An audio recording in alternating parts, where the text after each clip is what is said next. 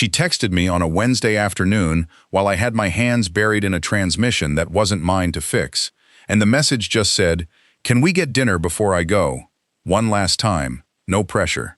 I read it twice, wiped the grease off my knuckles with a shop rag, and stood there in the middle of the garage for a full minute, like the words had rearranged themselves the second time through. My name is Jake Sullivan. I'm 27. I run a small auto shop 2 blocks off Main Street, the kind of place with a bell on the door and a coffee pot that's older than some of my customers. And up until that Wednesday, Emily Hart had been exactly one thing to me for 11 months. My ex-girlfriend. The woman I dated for 3 years, almost married, and then didn't. She was moving to Denver in 9 days for a job she'd been chasing since grad school. The kind of opportunity you don't turn down, even if it means leaving behind a life you'd already half-built with somebody else. I knew about the move because everybody knew about the move. Our town wasn't big enough for news like that to stay quiet. My sister Hannah had mentioned it twice in the last month. Always careful, always watching my face like she expected it to crack. We broke up on a Tuesday in October, almost exactly a year before that text came in.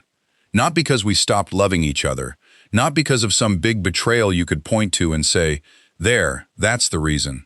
We broke up because we were 26 years old and terrified in 2 completely different directions. She wanted to leave. I wanted to stay. She wanted a life that looked like ambition and movement and cities she hadn't lived in yet. I wanted the shop, the porch, the version of a life that stayed close to where I already knew how to be happy. We didn't fight about it. That was the strange part. We just sat at her kitchen table one night with 2 mugs of tea going cold and admitted, out loud, that we were pulling in directions the other person couldn't follow. She cried. I didn't, not until I got home. And then we were exes, which is a word that sounds simple until you've actually lived inside it for a year. Running into each other at the grocery store, at mutual friends' birthdays, at the one coffee shop in town that both of us refused to give up, out of some stubborn shared custody agreement neither of us ever said out loud. So when the text came in, I didn't know what to do with it. I called Hannah first, because that's what I always did when I didn't trust my own judgment. "She wants to what?" Hannah said. "One last date, before Denver." "Jake," she said my name like a warning wrapped in a question. "Are you going to go?" "I don't know yet." "You already know.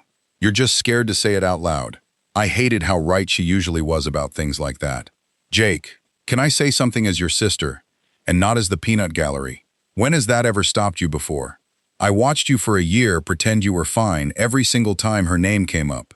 You'd get this look, like you were doing math in your head, trying to figure out how many days it had been since you last let yourself think about her. I'm not saying go fall apart over dinner. I'm saying don't sit across from her and lie about being over it, because you're not. And she probably isn't either, or she wouldn't have sent that text in the first place. People who are actually over someone don't ask for one last anything. They just leave. I sat with that for a second, watching a moth throw itself uselessly against my porch light. That's a lot of insight for someone who hung up on her boyfriend twice this week over a dishwasher. Don't change the subject. Are you going to tell her the truth, or are you going to give her the polite version? I don't even know what the truth is yet. You do, Hannah said. You've known it since October. You've just been too stubborn to say it out loud to anybody, including yourself. I texted Emily back an hour later, after I'd closed the shop and sat in my truck in the empty lot for longer than I needed to. I said, "Yeah, let's do it." "Where?" She sent back the name of the Italian place on 5th, the one we used to go to for anniversaries, the one with the crooked candle on every table that the owner never bothered to fix. I remember reading that and feeling something settle low in my chest, something that was equal parts hope and dread, because I understood exactly what she was doing. She wasn't picking a neutral place. She was picking the place that meant something, which told me this dinner wasn't going to be as simple as either of us wanted to pretend. Friday night came fast. I stood in front of my closet longer than a grown man fixing engines for a living should ever admit to standing in front of a closet, and I finally settled on the navy shirt she used to say brought out my eyes, which felt like cheating somehow, like I was trying to win something I wasn't sure I was allowed to want to win. I got to the restaurant 10 minutes early, and she was already there, sitting in the corner booth we always used to take, wearing a black dress I didn't recognize, hair down the way she wore it when she wasn't rushing to get somewhere. She looked up when the door chimed, and something crossed her face I couldn't fully name. Not quite a smile. Something closer to relief. "You came," she said. "You asked. I half expected you to say no." I sat down across from her. I thought about it. And I figured I owed you a goodbye that wasn't a grocery store parking lot. Those were pretty bad, weren't they? The one in March, where you ducked behind the cereal aisle. That one was rough. I panicked. You had a shopping cart and I had absolutely no plan for what to say to you. She wrapped both hands around her water glass, the same nervous habit she'd had since college, like she needed something to hold on to whenever a conversation got close to something real. "I've thought about texting you 100 times this past year. I'd get the message half-typed and then delete it, because I didn't know what version of us I was even allowed to reach out to anymore. Friends, strangers, something in between that doesn't have a name. You could have just texted me. I wouldn't have bitten your head off. I know. I think I was more scared of what you'd say back than of you not answering at all." She laughed at that, quiet and a little sad. And for a second, the year between us folded up small enough to fit under the table. We ordered wine. We ordered the same dishes we always used to order, without either of us saying it out loud, just old habit taking the wheel. And for the first 20 minutes, we talked about nothing that mattered.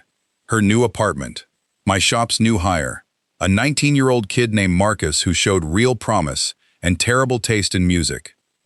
Hannah's ongoing feud with the neighbor's dog, easy things, safe things. The kind of conversation two people have when they're both circling something neither of them wants to be the first to name.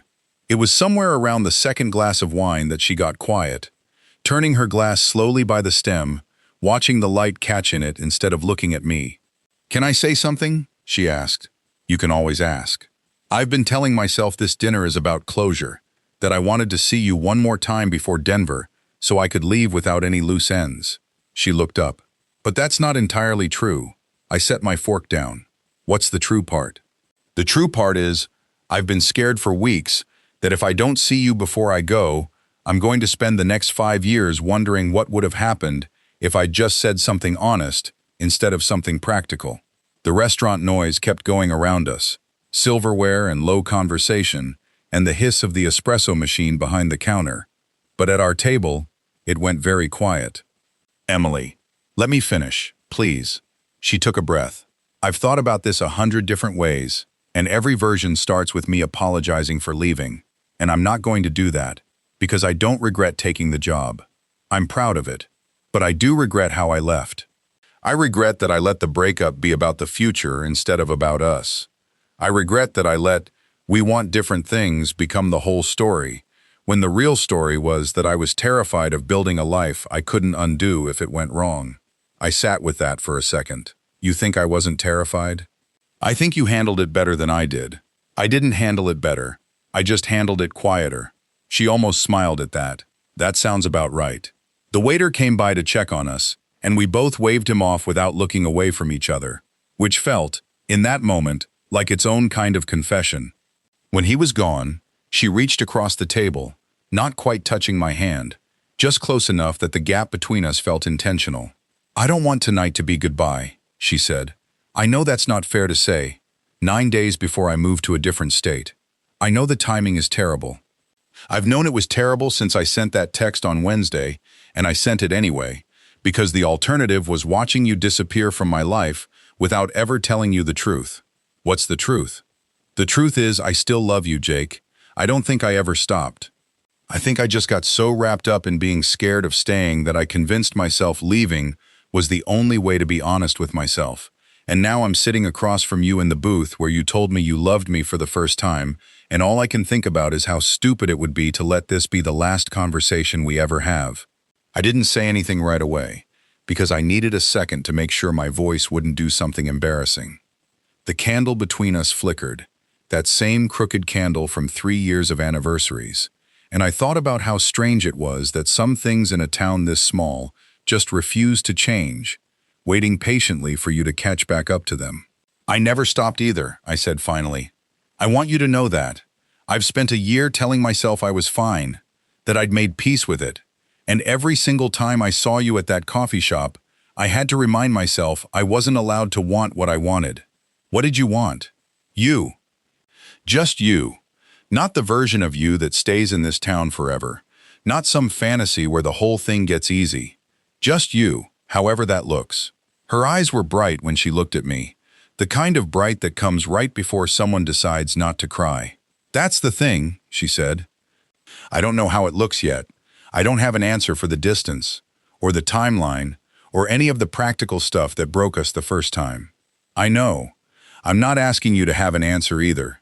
I just didn't want to get on a plane in 9 days without you knowing the truth. We sat there for a moment, the whole restaurant humming around us, and I thought about every version of this night I could have imagined walking in, and none of them had prepared me for this one.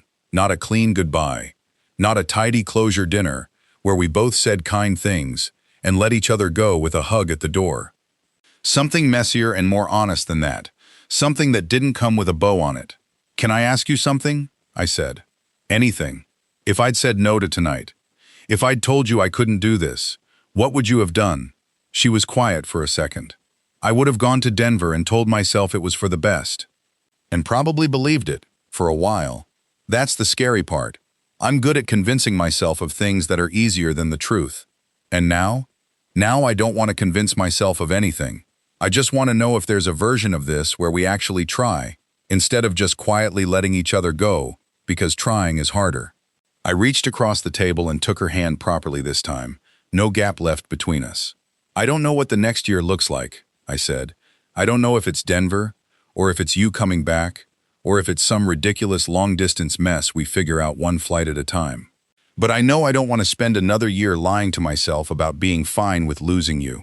She squeezed my hand, and something in her whole body seemed to loosen, like she'd been holding her breath since Wednesday afternoon and only just now remembered how to let it out. We paid the check without really discussing it, both of us reaching for it out of old habit, and ended up splitting it the way we used to, which felt like its own small, ordinary miracle. Outside, the night had gone cool, the kind of early fall air that smells like the season is deciding something.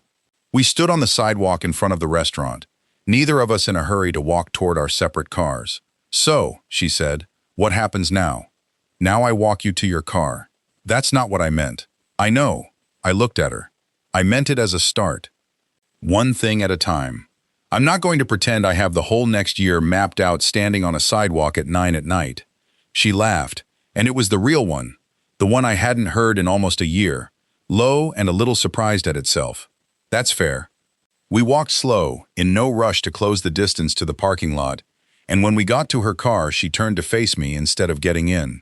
I meant what I said in there, she said, about not wanting tonight to be goodbye. I believe you. I'm still moving in 9 days. I know. That doesn't scare you? It terrifies me, I said honestly. But you leaving and us never trying scares me more. She looked at me for a long moment, the streetlight catching one side of her face, and I thought about 11 months of grocery store run-ins, and careful small talk, and pretending I didn't notice every single time she walked into a room. I thought about how easy it would have been to let this dinner be exactly what she said it was supposed to be.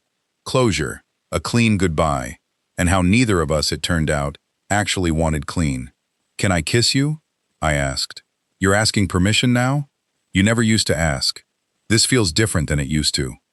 Something softened in her face at that. It is different, she said. That's kind of the point. I leaned in and kissed her. Slow. Nothing rushed about it, no old habit driving it. Just the two of us choosing it on purpose in a parking lot on a Friday night, with 9 days left on some kind of countdown neither of us had agreed to yet. When we pulled back, she rested her forehead against mine for a second, the way she used to. That felt like an answer, she said quietly. To what question? The one I've been too scared to ask myself since Wednesday. Whether this was still worth trying for. And it's worth it, she said. Whatever it ends up looking like. We didn't solve everything that night. I want to be honest about that, because it would be easy to tell this story like every hard question got answered in one restaurant booth and one parking lot kiss. And that's not how real things work. We spent the next 9 days having the hard conversations we should have had a year earlier, about distance and timelines, and what it would actually take to build something that could survive a state line. Some of those conversations were easy, some of them weren't. Hannah cried when I told her, which she denied fiercely the next morning, blaming it on allergies that don't exist in October. Emily flew out on a Sunday, and I drove her to the airport myself, both of us quieter than we wanted to be, standing at the drop-off curb with her 2 suitcases and a carry-on stuffed too full. "This is the part where I'm supposed to say something profound," she said. "You don't have to. I already know. Tell me anyway." "You're not losing this by leaving," I said.